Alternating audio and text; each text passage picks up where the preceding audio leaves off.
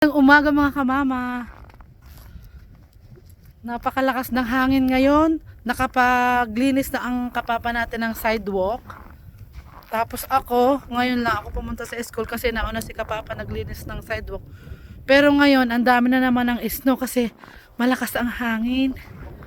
Ayan o. Kunin ko na naman yung ating shovel at magtatanggal ulit ako doon sa mga tinanggalan ni papa na may mga pwestong natatambakan ng snow kasi nga po mahangin. Pero ano po ngayon, Friday na po ngayon, kaya okay lang kasi Sabado bukas. So kumuha tayo na naman ito at yung mga hinahangin po ay atin uling aalisin. Ito po natatambak na naman. Kapag hindi ko to binawasan, dadami po ito ng dadami. Ayan. Pero na machine na po ito ni Papa. Kaya lang sa sobrang dami ng snow, malakas ang hangin, buhulog na naman sa sidewalk. Doble po tayong nadudoble. Pero hindi naman po lahat. Kaya lang pag hindi mo ito binawasan, kakapal ito. Eh hindi pa dumadating ang mga bata. Ang temperature po ngayon ay negative 13. Kaso hindi ko na check kung ano yung wind, kung gaano kabilis. Eh kahit hindi masyadong maano yung wind, kung maraming snow sa bubong or sa paligid, madadala talaga. Basta may hangin. Eh, nung isang araw ang lakas ng snow. Kaya marami tayong snow sa paligid. Oh. Hindi man lang naglilinis ang sa parking. Sino kayang naka-assign sa parking? Kaya hindi sila naglilinis ng parking.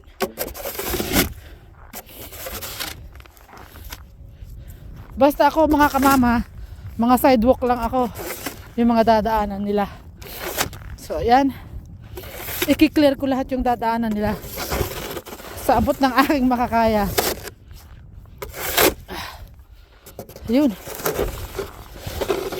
doble ang trabaho pag ganito mahangin. Nalinis na eh. So yan oh. Ito oh, pag hindi mo lalaki yan, bibigat, lalo nang mabigat na mabigat.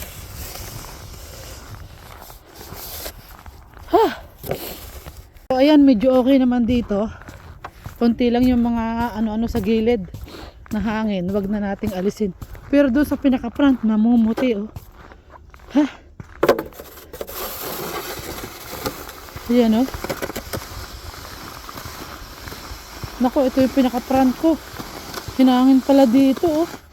Wala, umabot pa doon sa pinaka-entrance. Ala, nalinis na to ng kapapa natin eh. Kailangan ulit natin linisin no.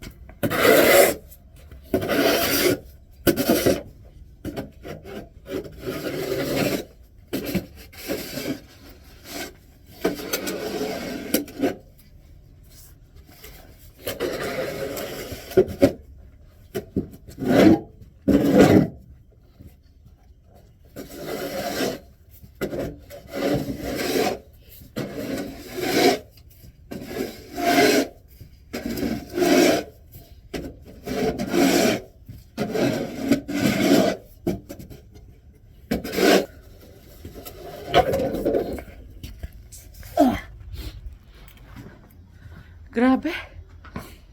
Hinahangin na naman.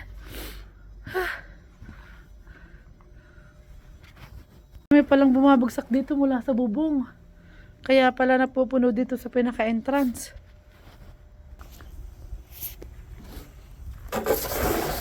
Ayan o, lumalaglag sa... Bali ito po na machine na ni Kapapa pero malakas ang abuhaga ng hangin sa bubong. Kaya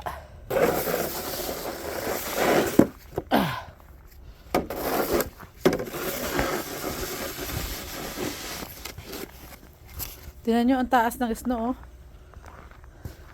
Naipon na siya. Malaki kong problema dito yung mga bata. Nakita nyo ba yung sidewalk ko? Ayan, malalapad na yan.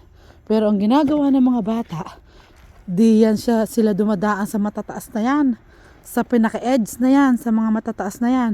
Ngayon yung snow, pag di yan sila nagtapak-tapak, lahat bababa na naman di yan. Kaya kailangan na naman nating linisin. Mahirap naman sila pagsabihin, mga bata, ano ba, having fun nila. Ang ganda-ganda na nga ng sidewalk, dito pa sila dumadaan sa pinakaibabaw, yung matataas na yan, tatapakan nila yan. Ganun ang style nila. Tuwang-tuwa silang maglaro.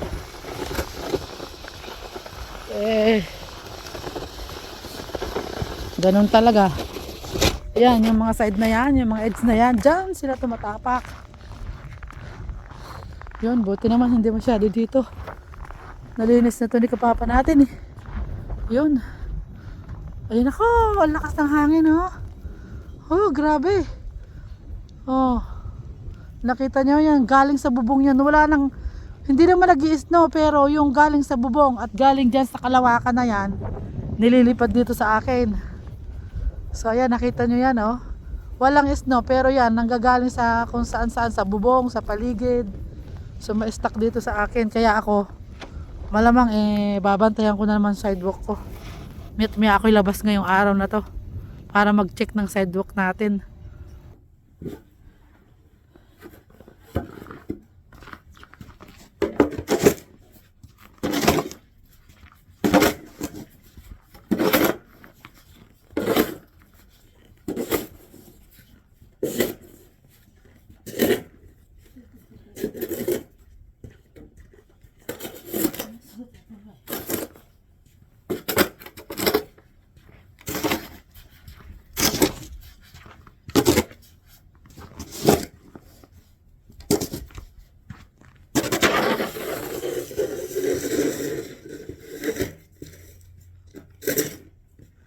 Nandiyan na yata ang bus.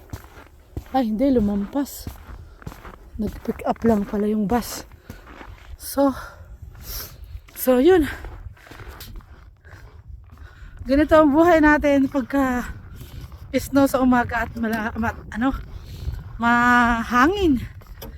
Yung mukha namin parang kinakain. Frostbite ba? Parang kinakain sa lamig. Kinakain ng lamig. Ayan, oh. Ayan. Dari ko. Hindi ko ito nalagyan. Daan na. May daan dito, mga bata. Yun. Nakaw, ano ba yan? Ito, Aji, napakalamig. -13.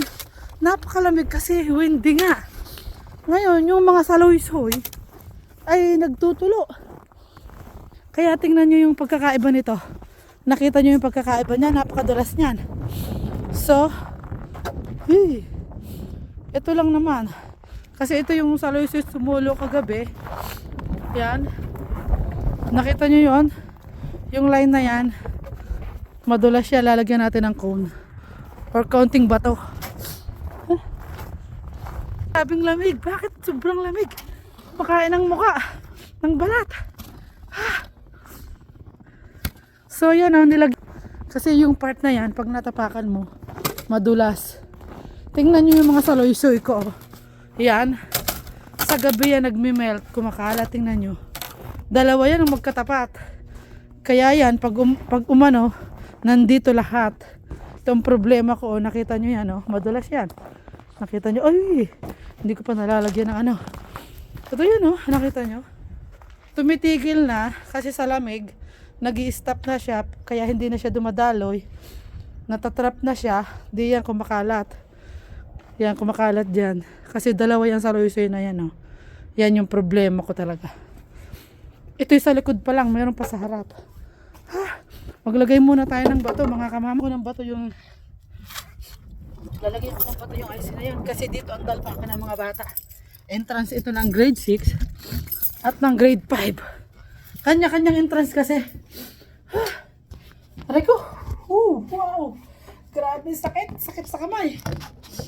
Sakit sa kamay. Pulang-pula tong isa kasi.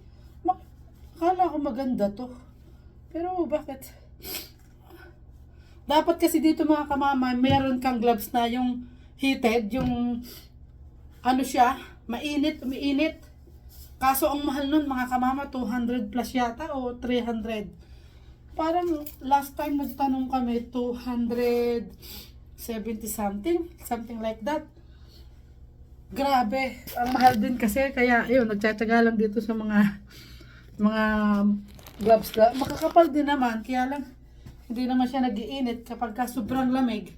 Hindi rin nakakaya, kaya dapat idodouble mo. So, lagyan ko muna ng bato.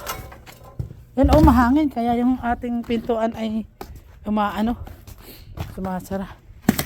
Aray ko, lagyan muna natin ng bato to. For safety. Ayan. Mga bata, mahirap na.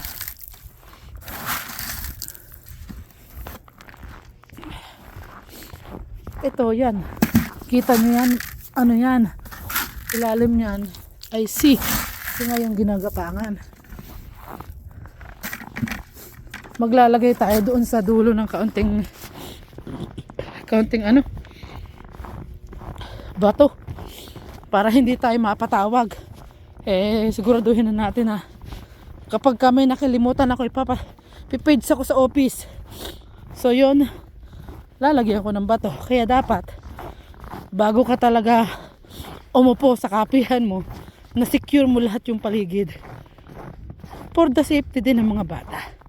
Syempre kapag mahal mo kasi ang trabaho mo, alam nyo na mga kamama, tayong mga Pinoy talagang sobra mapagmahal talaga sa trabaho. Ganyan ang ng mga Pilipino. Kahit saang bansa, talagang ang Pinoy may ipagmamalaki. Napaka huhusay sa trabaho. Hindi mga tamad. Kung meron man bihirang-bihira, talagang sila ang dedikasyon sa trabaho ay talagang 100%. Lalo na tayo mga nasa ibang bansa, ay talagang may pagmamalaki ko ang ating malaki ang mga Pinoy kahit sa bansa. Di talagang kakaiba ang kanilang dedikasyon sa trabaho, pananaw sa buhay. Talagang may pagmamalaki ko yan ang ating So yan, lagyan natin ng konti dito at baka tapakan din ng mga bata please God, paano. So yan. Ay, ito po natin. Kasi yung pag tinapakan nila madulas dito ito yung inaanohan ng saluy-suy. So yan. Nakita nyo yan Ay, ang problema ko talaga. Ay, ang dalawa na yan. Tsaka dun sa harap. Tulo ang sipon. Sisinga muna si kamama. Ang pinto, sumasara-sara, bumubukas, gawa ng hangin. Ayan na. Just check uli natin kasi yung hangin ayaw tumigil. Pero dito naman wala. Awa ng Diyos. May mga part na yun, ang bus. Pupunta na yan sa kabilang school. Doon sa school ng kaibigan ko. Kina Ate Mike at Myra. Shout out Ate Mike at Myra, Kuya Michael. Yung bus, pupunta na sa inyo. Mukhang pinahirapan na naman tayo ng isno ngayon. Biyernes na biyernes. Ay, tawa lang kahit pagod. That's life. Ang importante ay malakas at meron tayong trabaho, una ng ating kinabubuhay.